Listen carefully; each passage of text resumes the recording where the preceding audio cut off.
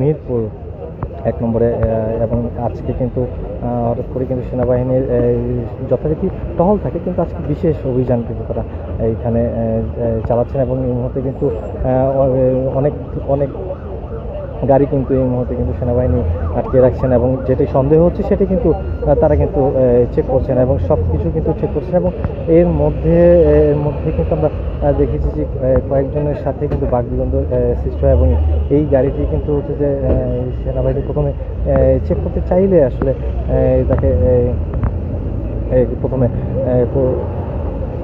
না করার অনুরোধ করা হয় এবং পরবর্তীতে কিন্তু তার গাড়িটি কিন্তু চেক চলছে।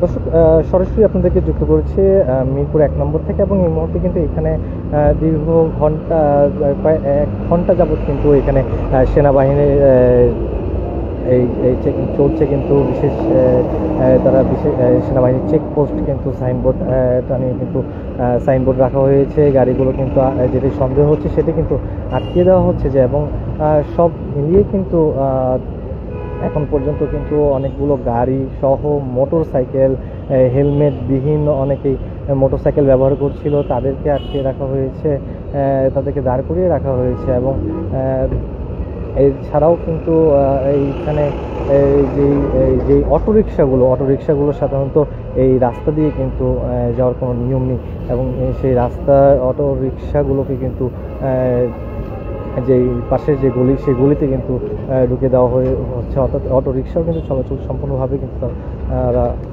নিষেধ করছেন। এবং এখানে ট্রাফিক পুলিশ রয়েছে, একই সাথে কিন্তু ট্রাফিক পুলিশ রয়েছে, ট্রাফিক সার্জেন্ট রয়েছে।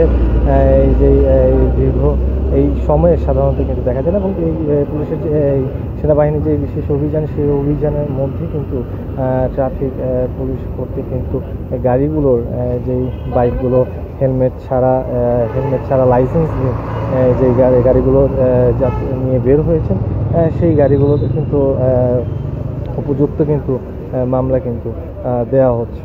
দর্শক, আপনাদেরকে জানিয়ে রাখবো যে প্রায় ঘন্টাখানেক ধরে কিন্তু সেনাবাহিনীর অভিযান কিন্তু চলছে, তল্লাশি কিন্তু চালিয়ে যাচ্ছেন। যেই গাড়িটি সন্দেহজনক মনে হচ্ছে সেই গাড়িটি কিন্তু তারা থামিয়ে কিন্তু তারা ভালো করে চেক করছেন। এবং এছাড়াও কিন্তু এখানে এই তল্লাশি অভিযান কিন্তু চলাকালীন সময়ে কিন্তু একজনকে গ্রেফতার করা হয়েছে, হাতে নাতে কিন্তু মাদক ধরে কিন্তু একজনকে গ্রেফতার করা হয়েছে এবং আরও দুইজনকে তল্লাশি বাধা দেওয়ার কারণে তাদেরকে আটক করার কিন্তু খবর আমরা শুনেছি। এবং তাদেরকে এই মুহূর্তে কিন্তু যেই থানা মিরপুর থানার অধীনে কিন্তু এই জায়গাটি রয়েছে সেইখানে কিন্তু আসলে তাদেরকে নিয়ে যাওয়া হয়েছে। অর্থাৎ এখন পর্যন্ত পুলিশের তাদের হাতে হচ্ছে যে সেনাবাহিনীর তল্লাশি চলাকালীন সময় একজনকে মাদক সহ হাতে নাতে ধরেছে এবং দুইজনকে তর্ক করার কারণে তাকে পুলিশ আটক করা হয়েছে। এবং সব মিলিয়ে কিন্তু এই যে গাড়িটিকেই কিন্তু সন্দেহ মনে হচ্ছে।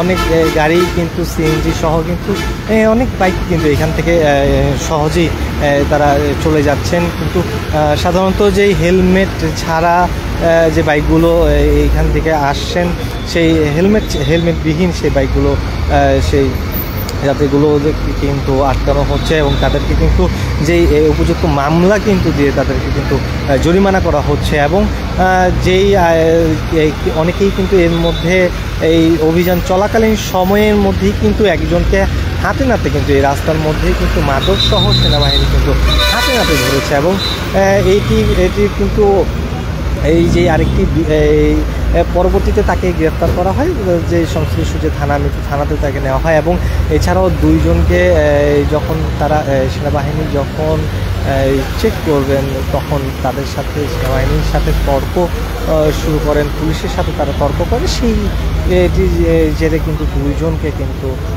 আটক করা তখন হয়েছিল।